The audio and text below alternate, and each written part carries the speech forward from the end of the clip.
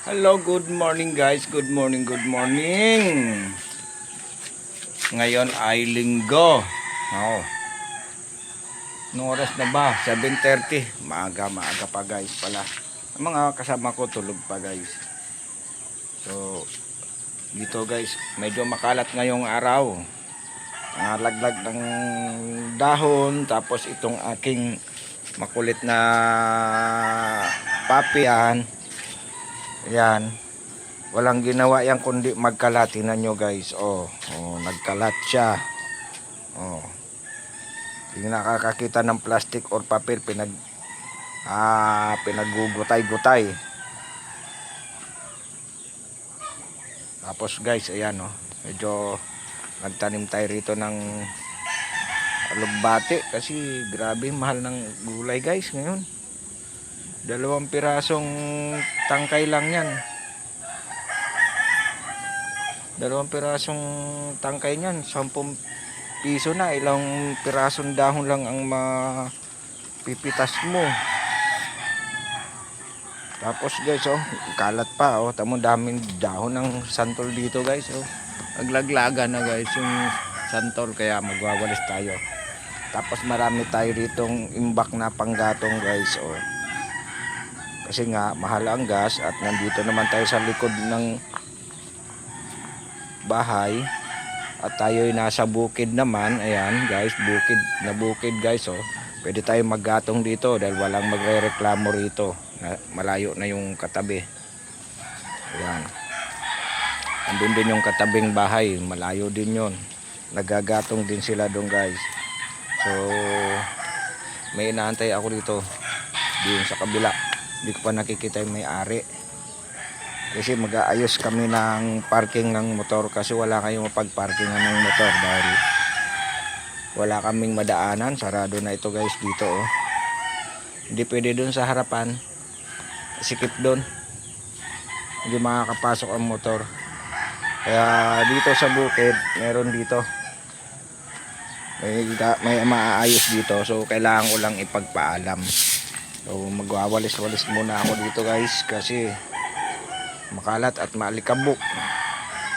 Alam mo naman, pag makalat, maalikabok, maraming dayami, yung lamok na andyan. Guys, muna ako Walis-walis muna tayo guys tayo dito sa bukid. Nasa bukid na nga tayo, tapos hindi pa tayo maglilinis.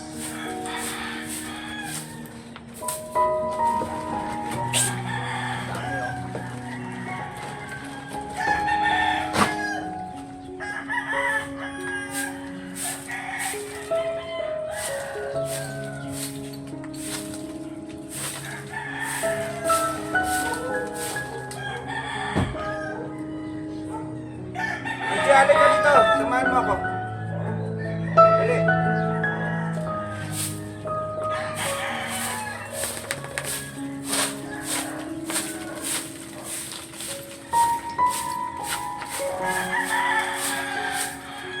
Apa to?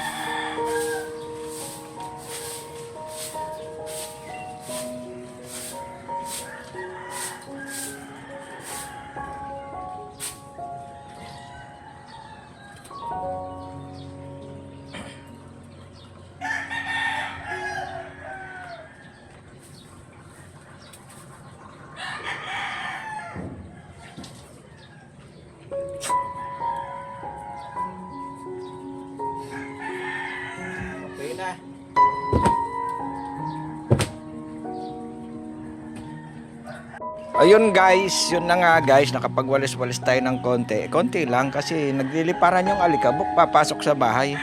At ayun, yung aking birthday boy kahapon gising na. Nakikipaglaro na sa kanyang doggy.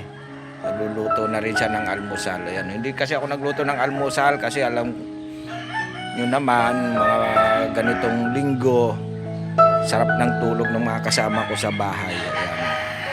Wala kang kapala kaming labahin kasi naglaba kami nung Friday holiday. Ayan o, banderetas o. Ano. So ito, ayusin ko to mamaya. Ikakamada ko to ng maganda. Para hindi naman makalat. So may inaantay lang talaga ako ngayon. Okay na guys, thank you. At gagawin ko na muna itong mga gagawin dito. At gutom na rin pati ako. Kapag almusal. Salamat. Ayan na nga guys, ito yung almusal ngayon oh. Itlog, kanin, tsaka yung yakisoba yan guys, yung pansit canton na yakisoba. Nissin yakisoba pala. Tapos ayan, Coca-Cola water. Di joke lang. Sa aming doggy si Mochi, nag-aantay din siyang pakainin siya. Bulit siya eh. Ang kahoy ko hindi ko pa naayos guys. Mamaya na, gutom na eh. Umaga pa naman kasi, tinan nyo yung araw oh. Napakalilim pa dito guys oh. Umaga pa naman. Yung bukid oh. Tapos ayun yung mga alaga nila doon sa kabila. Karami. Ako naman walang alaga. Meron dito lagalag, mga galing kapitbahay. Tapos yung kulungan ng manok na yun, sa kapitbahay yun eh. Wala akong hilig magmanok. Hindi ako marunong nun. Hindi ako marunong nun guys, yung ano yung manok na may pusta. Wala akong alam doon guys. Pero sayang yung dito oh, namatay oh. Yun oh. May insekto siya. Puputol. Maganda lang dyan, ito yung kahoy na yung guys. Ang dami ng bulaklak oh, kulay dilaw. Mamaya guys, pagdating mga alas 10, magbabago kulay yan. Magiging parang ano yan, medyo mapula-pula, pink. Tapos pagdating ng alas 2, alas 3, magiging puti bago sila malaglag. Ganun yun. Sa umaga dilaw. 3 colors siya eh. Bawat oras nagbabago. Tapos pag naging puti na, ay ano na yon, palaglag na yon guys. Pero sabi nila binubunsay daw to eh. Hindi ko alam eh. Malubago ang tawag dito eh. Ang laki na niyan guys oh.